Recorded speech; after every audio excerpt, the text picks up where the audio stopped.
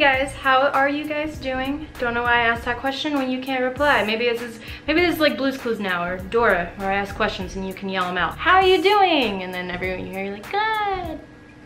What am I saying? Anyway guys, I hope you guys are doing really good this week. This week we are talking about Halloween crabs. They are also known as moon crabs. We're talking about both of them because they're the same thing. I've had a Halloween crab since December, for those who do not know, and they are awesome, awesome crabs. They are not hermit crabs. They do not have a shell. They have just them and their exoskeleton, and that's all they got. They got no shell to hide in. These guys do look a lot like a crab that you would see in the ocean or something like that lives fully aquatic underwater, that's it. But these guys are not aquatic at all. In fact, they can't even swim. Happy birthday, Raven!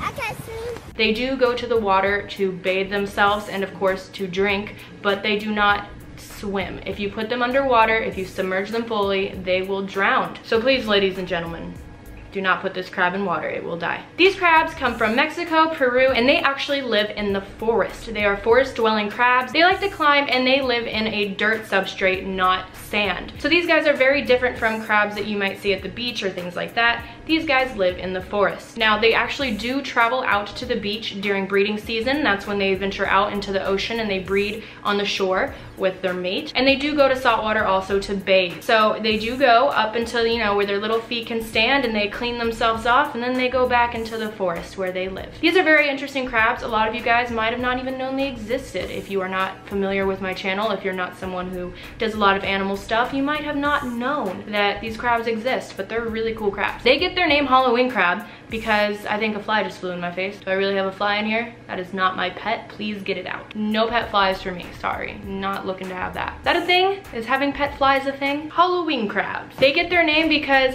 they look like they are dressed for Halloween. They have all the Halloween colors, purple, black, and orange. And they're really, really cool. They kind of look like Sally from Nightmare Before Christmas, in my opinion. But I did not name mine Sally because I'm pretty sure that that's what a lot of people would have done. And I was trying to be really unique and creative. So instead, I named it Ursula from Little Mermaid, which probably isn't that unique at all. Now, Halloween crabs do socialize, but they also do fight. If you end up with two males, they could fight each other to the death. I would try my best to make sure you know what sex you are getting, because in my opinion, you can have two happily live together, but you need it to be a male and a female or two females. I don't think two males in a close quarters will be great. It's just gonna cause a lot of territorial issues. They'll fight and they'll end up losing limbs until there's nothing left and they're just dead. So, mine is a female and I currently do not have a friend for her. I am on the lookout. Right now she is in a 20 long, and that is a good enclosure in my opinion. It's a good minimum size for one single solitary Halloween crab. Now, if you're gonna have two, which again, I highly recommend trying to get yourself a second one, I think a 30 to a 40 is better for a pair, and then if you do decide to get more than that, it just keeps expanding from there on. So now I'm gonna go ahead and take her out and show you guys. I'm going to show her you guys. Here you go, crab. Look at this camera. I'm going to show you her. I'm saying that right now. I don't know why that's so hard for me to think I'm saying that right. So I'm gonna take her out real quick and show her to you guys. And then we're gonna get deeper into the care requirements and of course the enclosure and how I set it up specifically. So they're not one to really love being held. I'd recommend if you want to take them out and show people or something, or like I'm doing right now to show you guys. I don't think there's anything wrong with them being out for, you know, 5 to 10 minutes at a time, but you definitely just don't want to, you know, take them out too much, especially if they are burrowing. I don't think it's good for you to try to dig and find them, because a lot of the times when they're burrowing, they're going to be going into a molt, and if you interrupt their molt, it could actually end up killing them or harming them severely. So if you don't see your crab already out roaming around, I definitely would not suggest digging around to pull them out and play with them. And then again, when I say play, I use that very loosely. I mean to, you know, show people, maybe have them crawl on your arm for a minute, and they definitely don't want to be held for extended periods of time. But like I said, 5 to 10 minutes, really not a huge deal, especially if you just have them on your hand or something, showing some people maybe, and then you put them away. So that's all I was gonna say about that. So anyway, here we have Ursula. She is my Halloween moon crab, moon crab, whatever you wanna call it. She's pinching me. It feels not too great, honestly. So if you are going to hold them, you have to do a lot of hand walking, because as you can tell, she's gonna keep moving. She doesn't really chill out. You also have to be very careful and make sure you have your hand always prepared to catch them. You don't want them to fall from high distances, and they will walk right off of you and onto the ground. They're not gonna recognize the depth, and they're going to fall. They do not have a terrific depth perception. If they do, I guess they just really don't care about falling to their death. Yeah, you always have to have your next hand ready, and you have to have something ready to catch them underneath. These guys are super cool. Front 2 claws are purple, as you can see. Front 2 claws are purple, her back is black, all of her legs are orange. You don't have to hide your face. So I'm not gonna leave her out too long in this video. I just did wanna show you guys her and how they tolerate being handled. I'm just not gonna keep her out for the whole video or anything, because she's gonna not like that. She's gonna get pretty stressed pretty quick. Can you say hi? No, that's my thumb. You're pinching my thumb. Can you let go? That's hurting me. Thank you.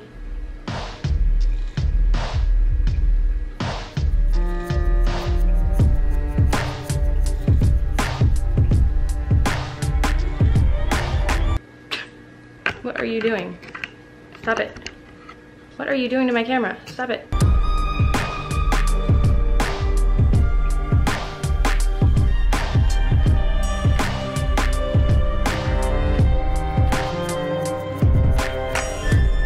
Can you let go of my finger?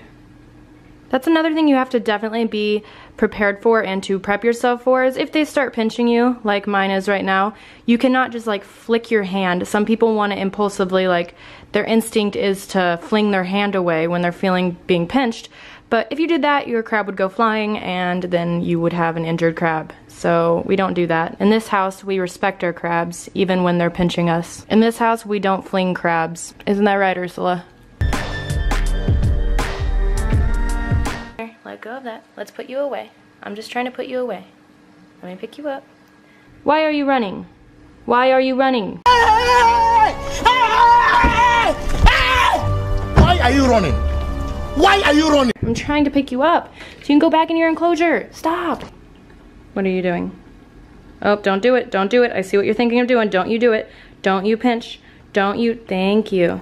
You made the good choice today. Okay, really quick before we get into the cage tour, I do have to tell you guys real quick that this video is sponsored by Audible. They sponsored me about a year ago, and now we're back again being sponsored again. Shout out to Audible for hitting me up with that sponsorship, you know? Don't know what that was.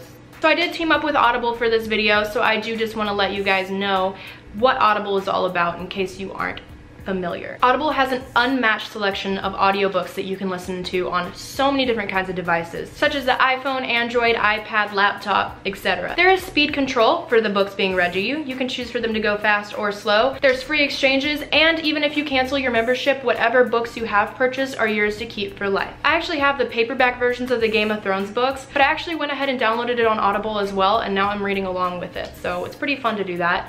Of course, you don't have to actually have the paperback of any book. You can just go to audible.com/TaylorNicole and get it there. To get a free audiobook and a free 30-day trial, all you have to do is go to audible.com/TaylorNicole or text Taylor Nicole to 500-500. Once again, ladies and gentlemen, that's audible.com/Taylor Nicole or text Taylor Nicole to 500-500. It's like that commercial, it's like 444-4444, but it's 500-500. So thank you to Audible for partnering with me, and now back to the show.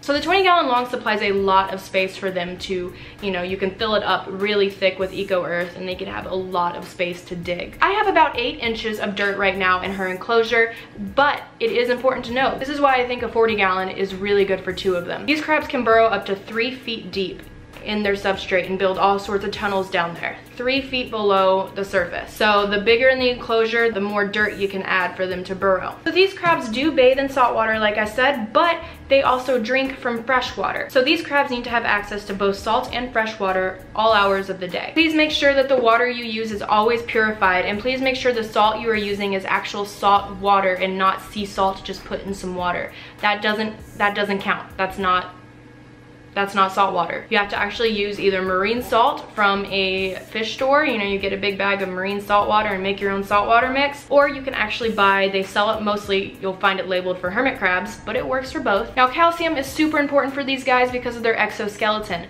These guys molt their entire exoskeleton off and they have a new layer of skin underneath that's exposed. These guys need a lot of calcium to grow because calcium makes, you know, bones grow, right? So it's really good for their exoskeleton, and it helps them grow, and helps them have a successful molt, and it helps them molt as regularly as they need to. I think calcium should be provided in every single meal that you give your Halloween crab. Or you could do something like put a cuttle bone in there, which is a cuttlefish bone. If you go to a pet store, you'll normally find cuttle bone in the bird section, but you can definitely use them for your Halloween crab. It'll love it. It'll use it to get calcium. Otherwise, you could also use reptile calcium, and you can sprinkle it on top of their food, and they can get their calcium that way. These guys will eat pretty much anything you offer them, but they do need to have a varied diet in order to grow and live a full life. So these guys do need meat in their diet. I feed mine a lot of silver slides, krill, and even dried crickets and super worms. These guys also need fruits and veggies in their diet. You could do coconut, bananas, pineapple, strawberries, apples, and then you can sprinkle in some veggies. You can shred up some carrots, you can shred up some zucchini. Now these guys do like it very humid. They need a very humid environment. To create this humid environment, I actually mixed 2 different kinds of substrate together.